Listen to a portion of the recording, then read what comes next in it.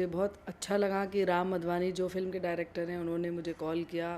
Actually 2 साल पहले बात हुई थी, उनके लिए मैंने काफ़ी कुछ काम किया, तो बोल रहे थे कि एक बहुत अच्छी फ़िल्म करने जा रहे हैं और डेफ़िनेटली एक गाना वो मुझसे गवाएँगे। फिर अब बात आई गई हो गई and recently he called me again और बोले बहुत अच्छा सॉन्ग है, वो बहुत पावरफुल फ़िल्म है नीरजा के नाम से। एंड जो उनके उस फिल्म के म्यूज़िक डायरेक्टर हैं विशाल खुराना, उन्होंने सॉन्ग भेजा एंड मैंने जब सुना तो इतना अच्छा लगा। बहुत पॉजिटिव सॉन्ग है, इतना उसका जो थीम है इतना मोटिवेशनल है। कोई भी किसी भी मूड में बैठा हो तो मुझे लगता है कि वो ऑब्वियसली मतलब रिचार्ज हो जाएगा वो सुन करके। बहुत ही पॉजिटिव उसका जो मैसेज है उस गाने में। मैं हमेशा इसी तरीके की चीज़ों का वेट करती रहती हूँ कि कुछ अच्छा मिले गाने के लिए। तो मेरा जो इंतज़ार था वो सफल हुआ, मैं कह सकती हूँ कि आफ्टर तुम ही हो बंधु मैंने काफ़ी चीज़ें गाई, लेकिन एक होता है ना कि आपको दिल के करीब वाली कोई चीज़ मिली हो, तो ये उनमें से एक है। और इतना अच्छा रिस्पांस मिल रहा है,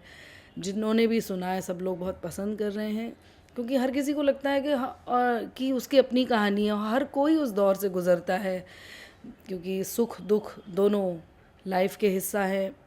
तो जिस तरीके से सुख आता है, तो जब हम लोगों को प्रॉब्लम्स आती हैं लाइफ में, तो उससे कैसे निकलना है उसको, उसके लिए जो इन्होंने ये गाना क्रिएट किया इट्स ब्यूटीफुल।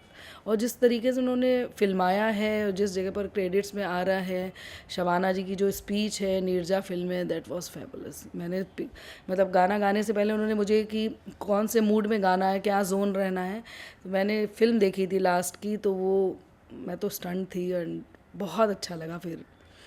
तो जीते हैं चल, जैसे कि ये इसका टाइटल है, जी। तो किस तरीके से मिला आपको ये सॉन्ग, मतलब क्या बात चली इसके बारे में? राम ने ही मुझे कॉल किया था। वो चाहते थे कि जो बहुत ही इंस्पिरेशनल सॉन्ग है, और मैं ऑलरेडी सूफ़ी ही चीज़ें गाती हूँ, और मोस्टली कोशिश ये रहती है कि जो भी मैं कलाम गाऊँ उनमें कोई ना कोई बात हो, कुछ कन्वे कर पाऊँ, मैं अपनी ऑडियंस को कनेक्ट कर पाऊँ। तो उन्हें लगा कि शायद मैं जस्टिस कर पाऊँगी उसके साथ में।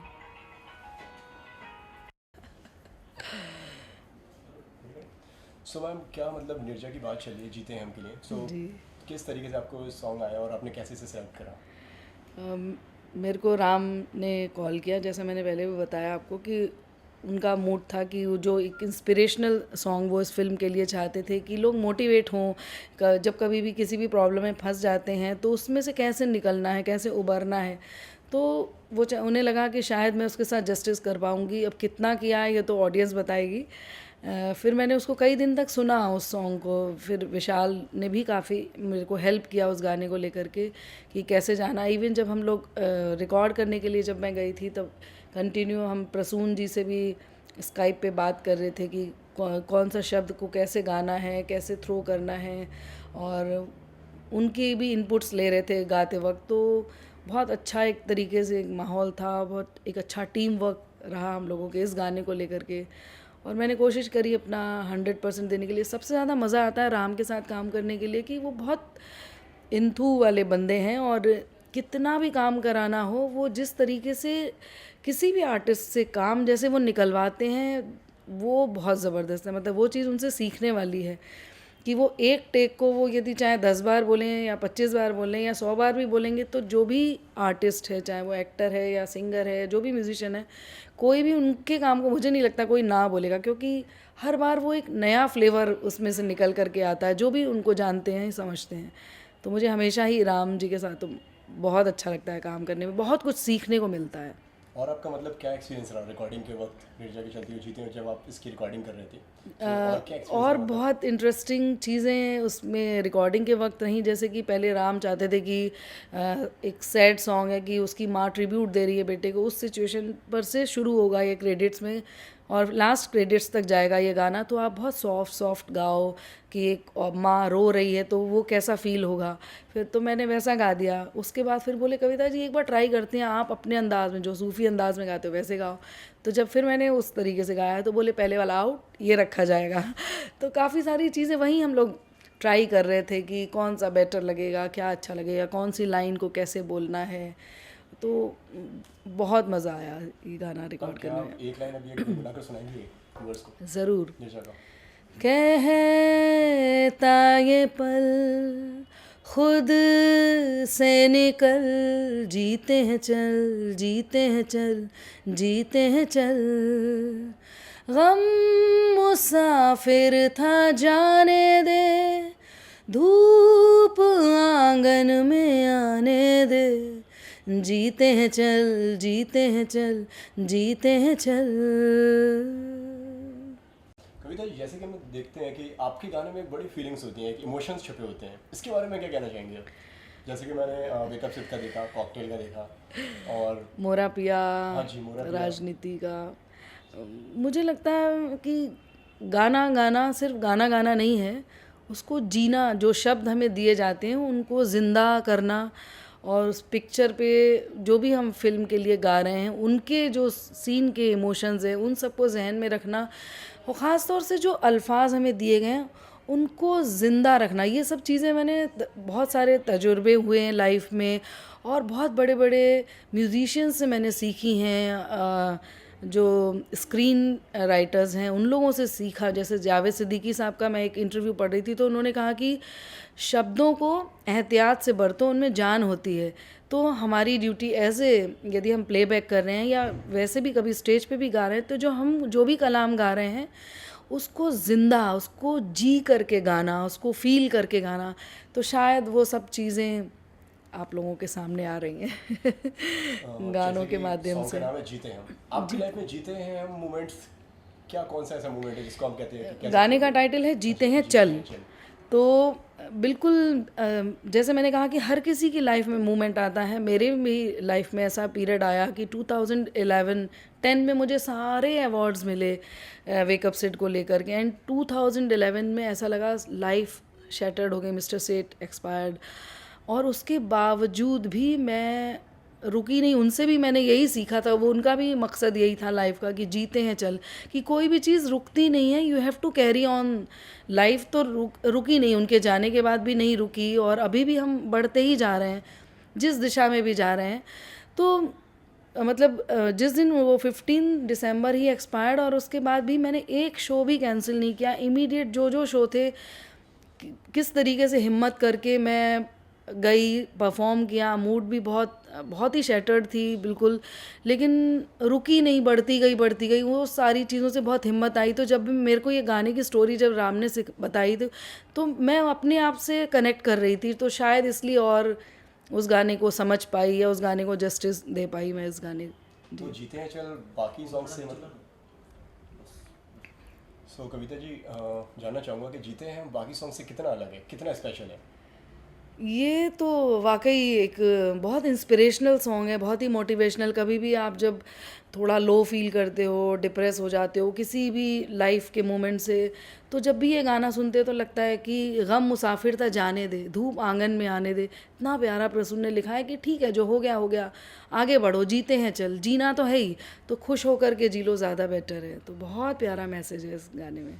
चलिए, जैसे कि निदा फाजिली जी का कल जैसे कि इंतकाल हो गया, उसके बारे में आपसे जानना चाहेंगे, आप क्या बहुत अफसोस हुआ, मैं उन्हें बहुत ज़्यादा रिस्पेक्ट करती थी, और मैं कहूँगी कि हिंदुस्तान का एक बहुत अजीम शायर हम लोगों के बीच में से फिज़िकली नहीं रहे, लेकिन उनके जो भी उन्होंने हम लोगों के लिए इतना बेहतरीन शायरियाँ लिखी, इतना खूबसूरत गज़लें लिखी, इतना अच्छा। और सबसे बड़ी चीज़ जो निदा जी की शायरी की बात थी कि वो बहुत ज़मीन से जुड़े हुए थे और एक आम भाषा में बात कहते थे, इसलिए बहुत ज़्यादा पॉपुलर हुए, कनेक्ट कर पाए ऑडियंस को लेकर के। बहुत ये नहीं कि बहुत हैवी ड्यूटी शब्द लिख दिए। उनके जो दोहे, जो कबीर को भी वो उतना ही मानते थे और जितना वो इस्लाम को फॉलो करते थे, तो वो सारे मज़हबों को लेकर के चल करके उन्होंने जो एक इंसानियत की बात अपनी पोइट्री में कही, दैट वाज अमेजिंग। बहुत खूबसूरत थी वो चीज़। सो आप उन्हें कोई ट्रिब्यूट देना चाहेंगे, उनका लिखा हुआ कोई एक गाना गुनगुनाना चाहेंगे दर्शकों के लिए? उनके तो सारे दोहे बहुत खूबसूरत हैं। जब कभी मैं थोड़ा सा म्यूज़िकली लो फील करती हूँ तो उनका एक बड़ा प्यारा दोहा है कि सा से सा तक 7 सुर, 7 सुरों में राग, उतना ही संगीत है जितनी जिसमें आग। तो कि जितना आप उसमें भीगते जाओगे, डूबते जाओगे, उतना ही आप उसमें से मोती निकाल पाओगे संगीत के माध्यम से। और एक उनकी बेहतरीन गज़ल जो जगजीत जी ने गाई, और सबसे बड़ा एक वो चीज़ मुझे लगा कि कल जगजीत जी का बर्थडे था एंड निदा जी एक्सपायर्ड, मतलब और वो उन दोनों की दोस्ती भी बहुत पॉपुलर थी इंडस्ट्री में एंड बहुत अच्छे दोस्त थे वो लोग। पता नहीं ऊपर वाला क्या सोचता है। मैं 2 लाइन उनकी जगजीत जी की गज़ल की और जो निदा जी ने लिखी है, आई एम सिंगिंग देम। होश वालों को खबर क्या बेखुदी क्या चीज़ है, इश्क कीजिए फिर समझिए जिंदगी क्या चीज़ है, होश वालों को खबर क्या बेखुदी क्या चीज़ है। चलिए फिर से हम लौट के निर्जा पर आते हैं। तो निर्जा की स्टोरी के बारे में आप क्या बताना चाहेंगी, कुछ निर्जा के बारे में? मुझे लगता है कि चलो जागे तो कम से कम, अदरवाइज़ क्या होता है, जो भी यदि ख़ास तौर से जो फीमेल कोई हीरोज़ नहीं है उनके ऊपर बहुत कम इस तरीके से काम हुआ है इंडस्ट्री में। मेल हीरोज़ पे तो बहुत सारी स्टोरीज़ आती रहती हैं, फिल्में बनती रहती हैं। एक लड़की जो सिर्फ 23 साल की थी और वो 359 पैसेंजर्स को उन्होंने बचाया, उस उनकी बायोपिक लेकर के जो राम ने किया है, ये इसको एक फ़िल्म की शक्ल दी है, तो हेड्स ऑफ टू हिम। और किस तरीके से सोनम, अभी जो ट्रेलर्स आ रहे हैं तो सोनम ने भी बहुत बेहतरीन काम किया है और उम्मीद करती हूँ कि ये लोगों को ज़रूर पसंद आए, क्योंकि कंटेंट बहुत अच्छा है, बहुत रियल कंटेंट है, कुछ फिक्शंस नहीं है उसमें, रियल स्टोरी को लेकर के उन्होंने काम किया है। तो और राम जैसे डायरेक्टर हैं तो obviously film will touch Heights. और आप दर्शकों से अगर कुछ जाते थे कुछ कहना चाहें, कोई आपका message?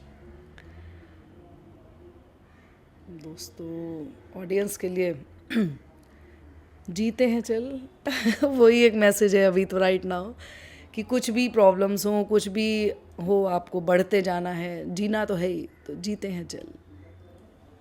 Thank you. Thank you. ठीक है, कितने मिनट का वो 15 हुआ? Thank you ma'am. शॉर्ट से कर लो। वो वाला गाना सुना, डर डर करके क्या कुछ है, जो दूसरा एक और रिलीज किया ना। निर्जा का?